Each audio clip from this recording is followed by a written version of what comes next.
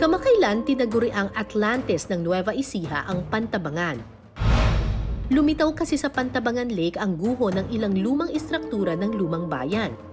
Noong 1970s kasi sinadyang palubugin ang orihinal na poblasyon o sentro ng bayan ng Pantabangan para magawa ang dam. Dahil sa nararanasang Super El Nino noon, bumaba ng husto ang level ng tubig sa dam. Kaya naman lumitaw ang bahagi ng lumang poblasyon na nasa ilalim ng Pantabangan Lake. Samantala, sa paligid lang nito, makukuha ang sulib o giant mussels sa Ingles. Doble ang laki ng sulib kumpara sa tahong.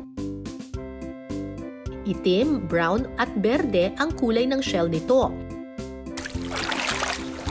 At yan ang susubukang kunin ni Vince. Ang itsura ng sulib, para siyang tahong na malaki. Na medyo may pagka-green-green din. Yan.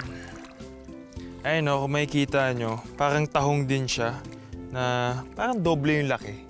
Di pa ako nakakatikim nito, kaya excited din ako matikman ito mamaya.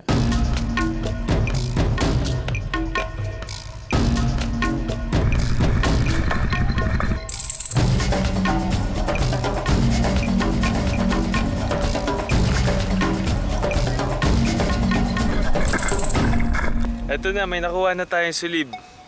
At ang luto natin dito ay tinolang sulib mamaya. Ano, excited na kayo tikman? Kasi ako excited na ako. Madami pa dito. Ito na ang kanina mo pang inaabangan, Vince. Perfect daw itong gawing tinola. Sa isang kawali, igigisa ang luya, sibuyas, at bawang.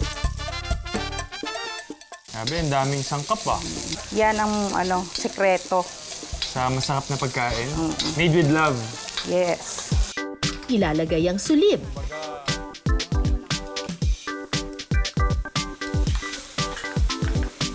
Next ay patis. Titimplahan ng patis, Pero kung titingnan nyo mabuti, para siyang tahong talaga na mas malaki lang yung shell. Oo. Same lang yung kulay. Ay, nalalagas na. Ibig sabihin, palapit ng maluto. Are. Ayan.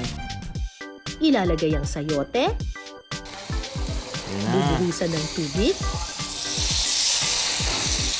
Excited na ako sa sabaw. Parang perfect na perfect humigop ng sabaw dito. Tapos ganyan yung view mo. Full experience talaga dito. pakukuluin sa loob ng 30 minuto. Okay, ayan. Medyo mukhang malambot na siya. Ilagay na ang paminta, siling haba, pampalasa at kangkong. Okay, ito na po. Ready na po ang tinolang sulib. Okay na. Tikiman na! Tikman ko muna yung sabaw. Sabaw pa lang, panalo na. Parang wala din siyang pinagkaiba sa tahong. Ang pinagkaiba lang niya, mas malaki lang siya, tsaka mas malaman. Ito lang yung medyo struggle sa pagkain nito kasi ang laki ng shell niya. Hindi katulad ng sa tahong na mabilis lang kainin. Mas masarap siya pag kinain mo, kasama yung mga ibang sangkap, pagkasama yung mga gulay. Parang nagko-complement talaga siya sa lasa nung sulib. Kaya para sa akin, A+. Approve!